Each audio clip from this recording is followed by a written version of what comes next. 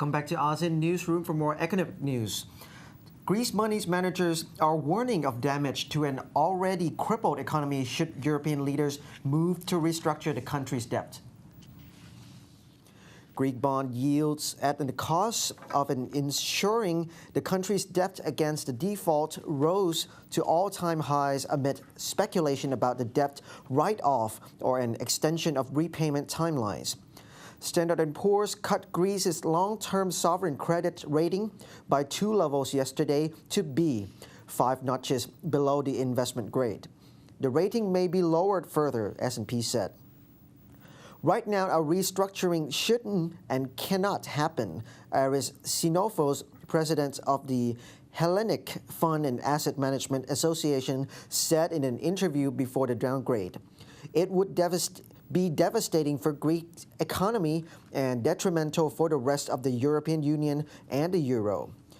Greece is relying on its 110 billion euro bailout last year from the European Union and the International Monetary Fund, as well as treasury bill sales to meet its fund needs through 2011.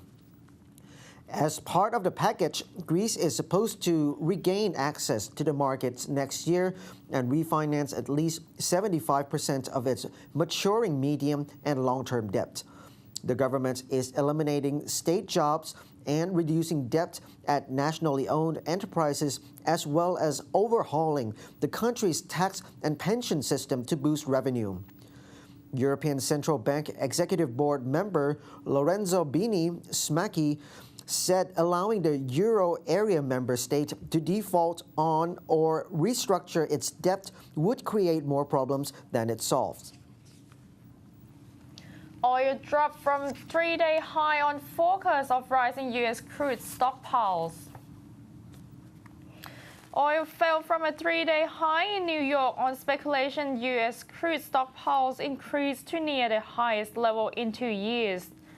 Futures dropped as much as 2.4% before an American Petroleum Institute report on inventories on Tuesday. The Energy Department may say that today supplies climbed for a third week. CME Group Incorporated raised margins or the amount of money traders must hold as collateral for their transactions for futures trading in New York.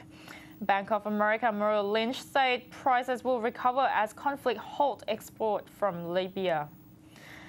Elian Tanner, an analyst at Bank Sarasin and CIE in Zurich, say that demand in the U.S. is still a bit weak, but demand from emerging markets is still strong. From a fundamental point of view, the correction was overdone as the supply situation in Middle East and North Africa region is still not resolved, so there's a bit of upside for prices.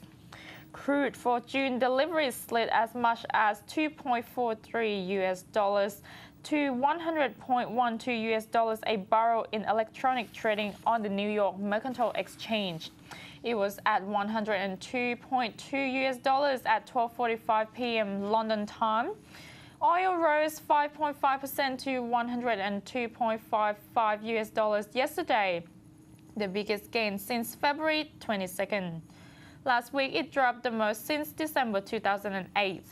U.S. crude stockpiles increased 1.5 million barrels from 366.5 million in the week ended May 6, according to the median of 11 estimates from analysts surveyed by Bloomberg News before today's Energy Department report.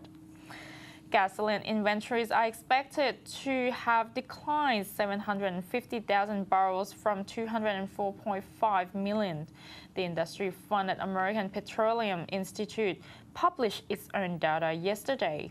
China's net crude import rose 3% in April from a month earlier as refineries increased fuel production to supply to factories in the world's fastest-growing major economy. And on the line with us today is an analyst from PTT Public Company Limited, Kun Anintita Praukeo, the team leader of the Price Risk Management and International Market Analysis Department. Welcome, Kun Anintita. สวัสดีค่ะ สวัสดีค่ะ Good morning. Good morning. The oil price has been fluctuating downwards, Kun Anintita. Do you think it will stage rebound again? On behalf of PTT, yes, we foresee that a sharp decline from past week has removed a large portion of the risk premium in the oil prices, and that could suggest limited further downside from here. And for the first 2 days of the week, crude oil already made a rebound of 6 to 8 barrels.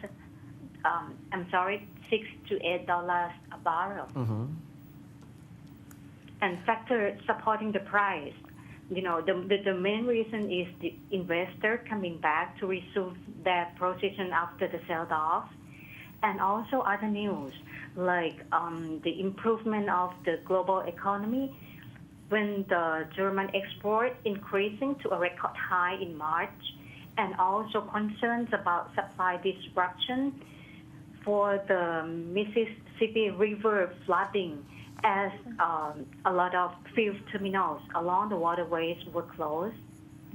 And the latest news is also the halt of production in European refinery when the Total refinery in northern France closed because of the fire broke out yesterday. That's right.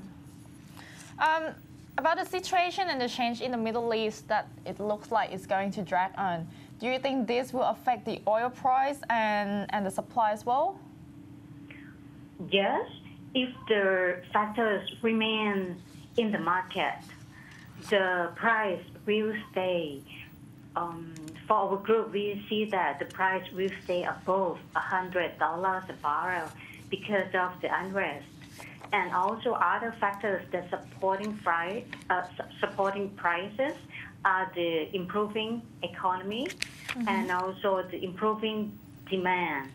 However, last night as well, the American Petroleum Institute, they reported the crude oil stock builds almost 3 million barrels, and that raised the stock of crude oil in the U.S. to almost 370 million barrels, very high. It's like 20 million barrels above the 5-year average. Okay. And also the Department of Energy, they revised downward their short-term energy outlook for the demand growth from 1.5 million barrels a day to 1.4 million barrels a day because of the high oil price.